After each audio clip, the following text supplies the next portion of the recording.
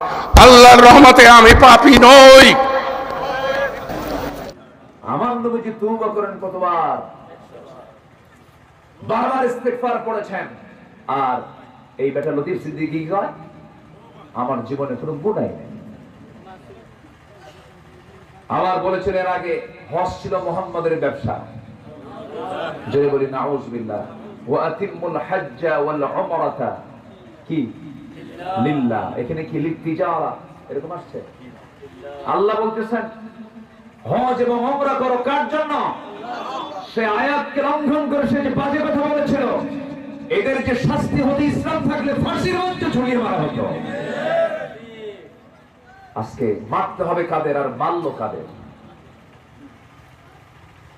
সম্মানিত ভাইরা, জিহাদ ফি সাবিলিল্লাহর কাজ এখনো আছে না নাই? আসতে বলে আছে না নাই? সংগ্রাম চলবে না? সংগ্রাম চলবে না? যুবকরা দেখিয়ে দিয়েছে আমরা পারি, আলহামদুলিল্লাহ। জোরে বলি আলহামদুলিল্লাহ। আজকের মাহফিলে লক্ষ্য করছি ম্যাক্সিমাম যুবকরা। এটা ইতিবাচক দিক। তোমার গ্রামকে তুমি সাজাও, দেশ সাজিয়ে যাবে।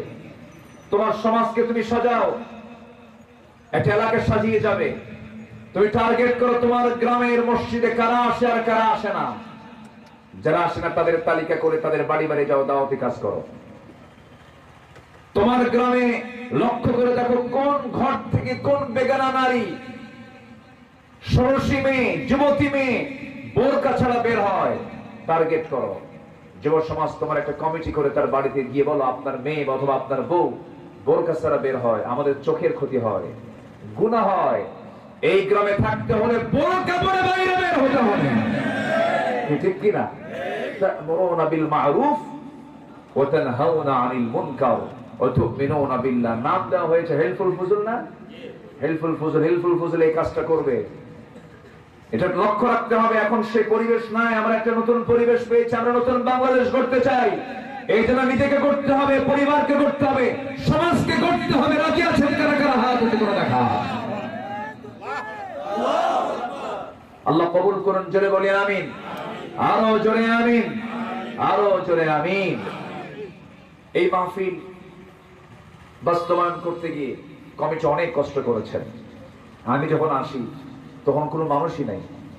ভাবলাম আজকে কি ফেরেশতার সঙ্গে ওয়াজ করা লাগে কিনা, কিন্তু না।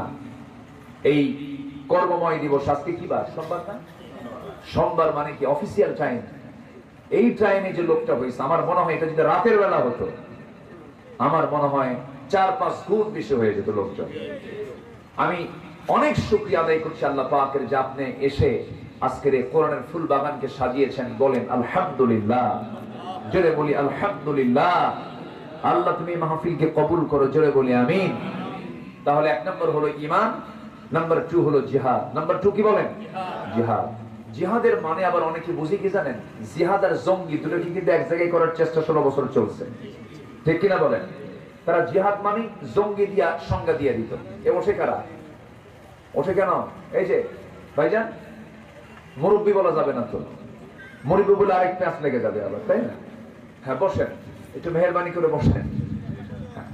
জি বসুন, হ্যাঁ বসুন বসুন বসুন।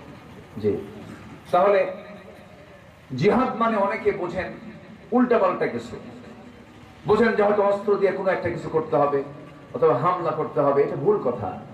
জিহাদ হচ্ছে to exert one utmost endeavor in promoting a cause, মানে কোন একটা উদ্দেশ্যকে সাধনের জন্য, কোন লক্ষ্যে পৌঁছার জন্য চূড়ান্ত যে চেষ্টা, তার নাম হলো জিহাদ। প্লেন যখন আকাশে উঠতে নেয় সেই সময় কি এমনি এমনি ওঠে না? চেষ্টা করে। কি চেষ্টা করে? ল্যান্ড জোন আছে না, ওই যে রানওয়ে আছে না, সিলেট রানওয়ে, এই রানওয়ে কত চেষ্টা, আগে ঘুরে মোড়া দেয়, লাইন ক্লিয়ার আছে কিনা, আরেকটা বিমান আসে কিনা, কত করে সেই পাইলট এবার করলো কি, সব দিকে লাইন ঘাট যখন ক্লিয়ার হয়ে গেল তখন একদম স্পেশাল গিয়ার একখান মেরে 2 একখান টান, কারণ তাকে নিচ থেকে কোথায় যেতে হবে? উপরে যেতে হবে। এই যে একটা চেষ্টা, এই চেষ্টার নাম হলো আরবিতে জিহাদ। আবার প্লেন চালানোকে জিহাদ মনে করেন না, মানে জাস্ট একটা উদাহরণ দিলাম। তো তেমনি এই জমিনে অন্যান্য বিধিবিধান চালু আছে, সেই বিধিবিধান যেন না থাকে, ওই বিধিবিধানগুলোকে পরাজিত করে ওই সমস্ত বিধিবিধানের উপরে আল্লাহর বিধানকে, কোরআনকে বিজয়ী করার জন্য যে চেষ্টা, ওই চেষ্টার নাম কি? কথা ক্লিয়ার? কথা কি বোঝা গেল? এই কাজে কি সবাই আমরা অংশ